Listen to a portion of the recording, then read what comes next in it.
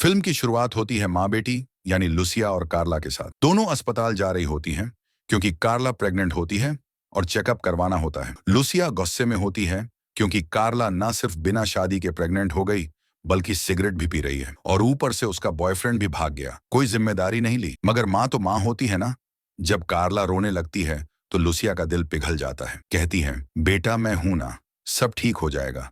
तू मेरी बेटी है, जैसे भी हो मैं तेरे साथ हूँ। अभी ये जज्बाती सीन खत्म ही हुआ था कि कार्ला को उल्टी आने लगती है। कहती है, अम्मी बाइक रोको। लुसिया बाइक साइड पर लगाती है और ओ मेरे खुदा।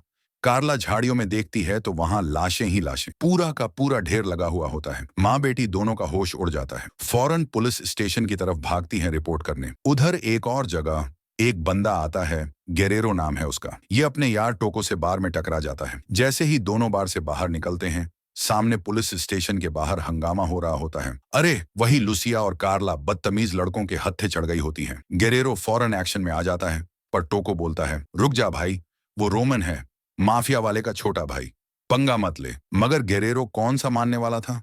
डंके की चोट पर जाके बदमाशों को चैलेंज करता है। रोमन आग बबूला हो जाता है, गन निकालते हैं, फायरिंग होती है मगर गेरेरो बच जाता है और उल्टा बंदूक तान देता है रोमन के सर पर। पुलिस आ जाती है, सबकी बंदूकें तान लेते हैं गेरेरो पर। वो जल्दी से बोलता है, मैं आर्मी का कैप्टन हूँ, बैज देखो। लुसिया भी बीच में बोल पड़ती है, इसने हमें बचाया है। आखिरकार पुलिस मान जाती है, गन्स नीचे कर देती है और बदमाश पकड़े जाते हैं। जाते जाते गेरेरो रोमन को एक जोरदार मक्का मारता है। फिर लुसिया गेरेरो को बताती है कि उन्होंने लाशें देखी थीं, इसी वजह से ये लोग उनके पीछे लगे। स्पेशल फोर्सेस आती है और वो लाशें निकालती हैं। पता चलता है कि वो फौजी थे जिन्हें माफिया ने मार दिया था। बड़ा इमोशनल सीन होता है जब उन्हें इज्जत से दफनाते हैं।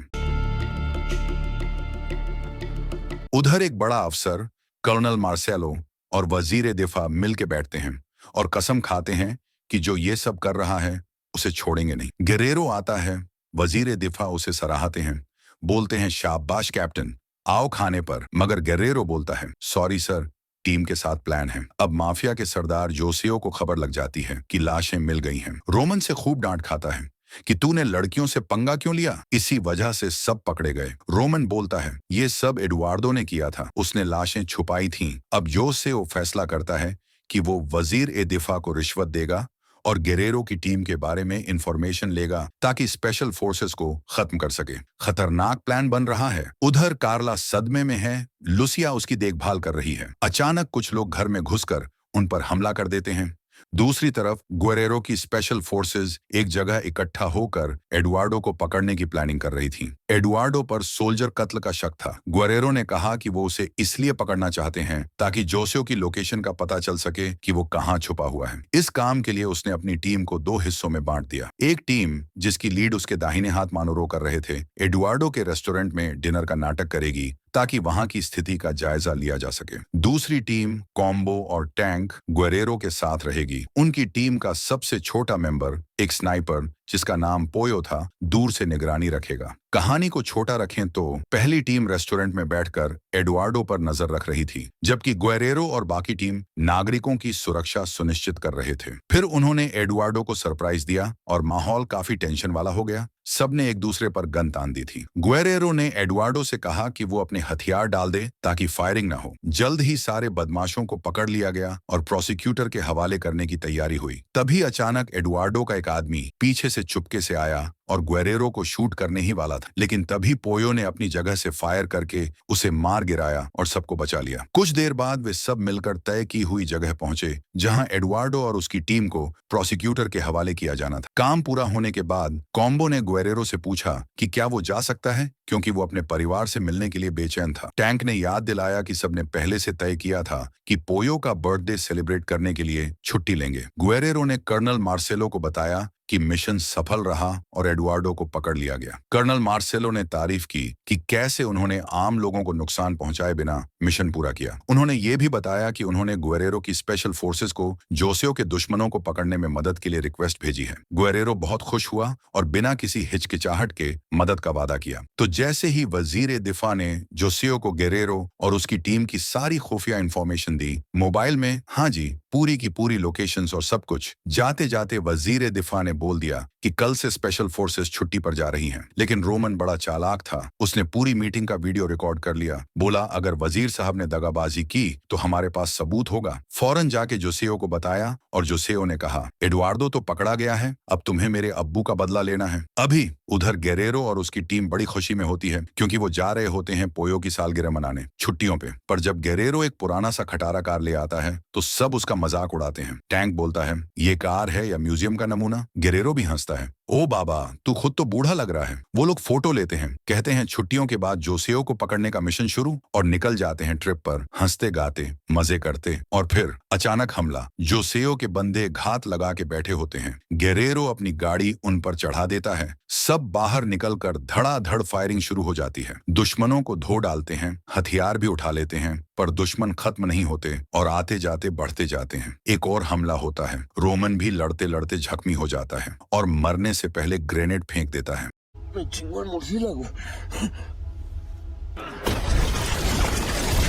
धमाका तो होता है लेकिन खुशकिस्मती से गेरेरो बच जाता है। फिर वो रोमन का फोन उठाता है और पता चलता है कि किसी ने अंदर से उनकी लोकेशन लीक की है। गेरेरो शक करने लगता है कि फौज में कोई गद्दार है। फौरन हेडक्वार्टर कॉल करता है, कहता है हम पर हमले हो रहे हैं, पीछा छोड़ नहीं रहे। वो लोग जंगल की तरफ भागते हैं क्योंकि करीब ही फौज की पोस्ट है। दूसरी तरफ जोसेओ पहुंचता है और देखता है कि उसके सब बंदे मर चुके हैं। रोमन भी खत्म। वो गुस्से में पागल हो जाता है और कहता है गुएरेरो को अभी खत्म करो, और फोन देता है लोकेशन के साथ।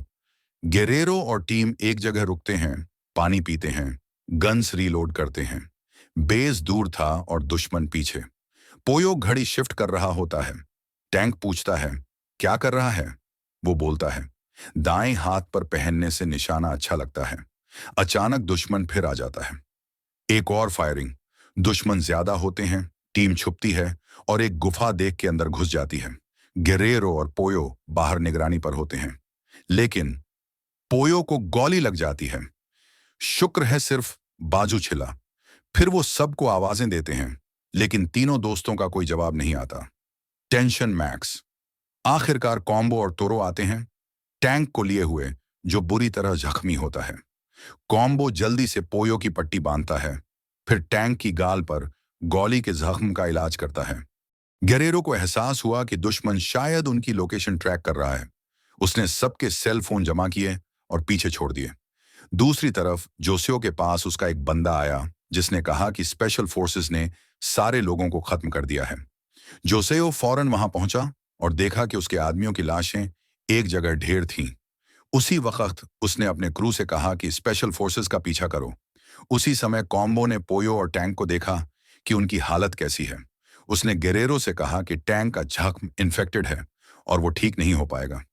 अचानक गेरेरो को एक वीडियो मिला जिसमें जो फून की मिनिस्टर ऑफ डिफेंस के साथ मीटिंग थी, और उसमें कहा गया कि वो खतरे में हैं क्योंकि कोई बड़ा आदमी उन्हें धोखा दे चुका है। वो सब आगे चलते रहे मिलिट्री पोस्ट की तरफ क्योंकि शाम होने लगी थी। गेरेरो और टीम एक घर देखते हैं रास्ते में, कहते हैं एमो मिल जाए शायद। अंदर घुसते हैं और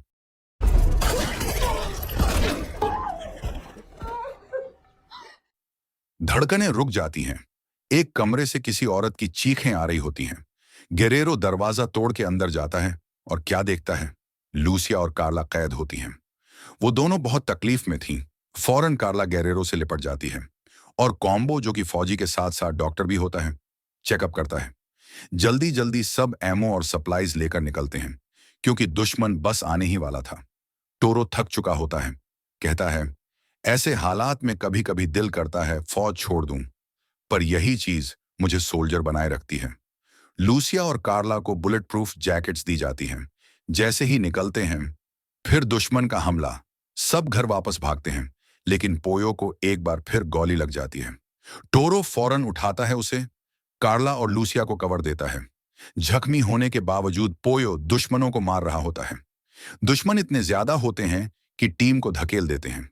कॉम्बो पिछली तरफ जाके हमला करता है, कुछ दुश्मनों को मार डालता है। पोयो दर्द से गिर पड़ता है। टोरो भाग के आता है, चिल्लाता है कॉम्बो जल्दी आ। कॉम्बो आता है और टैंक से कहता है कवर दो, मैं पोयो को देखता हूं। वोसरी तरफ जोसेओ ने अपने बंदों को बताया कि इस घर से एक छुपा हुआ रास्ता है जो दरिया के पास जाता है। वो सब निकल पड़ते हैं ताकि गेरेरो और उसकी टीम पर हमला कर सकें पीछे से। लूसिया और कार्ला, जो अभी तक चुपचाप थीं, ये सब देखकर बोलीं, हमें स्पेशल फोर्सेस की मदद करनी है, क्योंकि टीम सख्त दबाव में थी। गेरेरो ने झट से उन्हें गन चलाना सिखाया और कहा, एक अच्छी पोजीशन लो, वक्त आ गया है। फिर अचानक जोसेओ के बंधे बड़े हथियार ले आते हैं, ऐसे हथियार जो दीवारें तोड़ सकते हैं। गुरेरो की टीम जल्दी से कवर में छुपती है। गोलियां बरसने लगती हैं, पर खुशकिस्मती से किसी को गोली नहीं लगती। फिर जब दुश्मनों के बड़े हथियार रीलोड होने लगते हैं, गुरेरो की टीम फौरन जवाबी हमला करती है। ग्रेनेड्स फेंक दिए जाते हैं, लेकिन इसी दौरान टैंक को गोली लग जाती है। इसी अफरा तफरी में जोसेओ का एक बंदा चुपके से घर में दाखिल हो जाता है। टोरो फौरन उससे लड़ने लगता है, लेकिन वो बंदा चाकू निकालकर टोरो को जख्मी कर देता है। पोयो फौरन देख लेता है और फट से उस दुश्मन को गोली मार देता है। गेरेरो अपनी टीम को चेक करता है। टैंक कहता है, मेरे पास गोलियां कम हैं। कार्ला फौरन उसे एमो देती है और ये देखकर हैरान हो जाती है कि टैंक कितनी बुरी तरह जख्मी है। फिर एक और शूटआउट शुरू हो जाता है। इस बार दुश्मन अंदर आ चुके होते हैं। टैंक के पास एक ग्रेनेड होता है। वो कार्ला से कहता है, निकल जाओ, और खुद को कुर्बान कर देता है। ग्रेनेड फटता है, दुश्मनों का सफाया, लेकिन टैंक भी शहीद हो जाता है। गेरेरो भागता है, कॉम्बो भी आता है और टैंक की लाश देखकर गम से निढाल हो जाता है। गेरेरो आंखों में आंसू लिए बोलता है, बस अब जोसेओ को खत्म करना है। तभी पोयो तीसरी बार गोली खा लेता है। कॉम्बो भाग के आता है, मदद करने की कोशिश करता है, लेकिन गोली पोयो की गर्दन में लगी होती है और वो ये जख्म नहीं सह पाता। पोयो भी चला जाता है। जोसेओ, जो अब अकेला रह जाता है, हथियार डाल देता है। कॉम्बो गुस्से में पागल हो जाता है, फौरन मार देना चाहता है, लेकिन गेरेरो उसे रोक लेता है। हम इलीट फोर्सेस हैं, गेरेरो कहता है, हम में इज्जत है, हम कानून को अपना काम करने देंगे। फिर जोसेओ बोलना शुरू करता है, कुछ उल फालतू बकवास करता है। गेरेरो उसे फेस करने का फैसला करता है, फाइट 1-on-1। इब्तिदा में जोसेओ घबरा जाता है, लेकिन चूंकि गेरेरो थका हुआ होता है, जोसेओ मजाहमत करता है, चाकू निकालकर गेरेरो को जख्मी भी करता है। गेरेरो फिर भी लड़ता है और आखिरकार जोसेओ के अपने ही चाकू से उसे जख्मी करता है। जोसेओ आखिरी बार वार करने की कोशिश करता है, लेकिन गेरेरो बालाखिर फतेह पा लेता है। गेरेरो उसे मारने से गुरेज करता है, बोलता है, कानून फैसला करेगा। कुछ देर बाद मदद पहुंचती है। गेरेरो मिशन तो मुकम्मल कर लेता है, लेकिन दो प्यारे साथी टैंक और पोयो शहीद हो चुके होते हैं। चलते वक्त गेरेरो आंसू पीते हुए कहता है, अगर अच्छे लोग कुछ ना करें तो बुराई हमेशा जीतती रहेगी।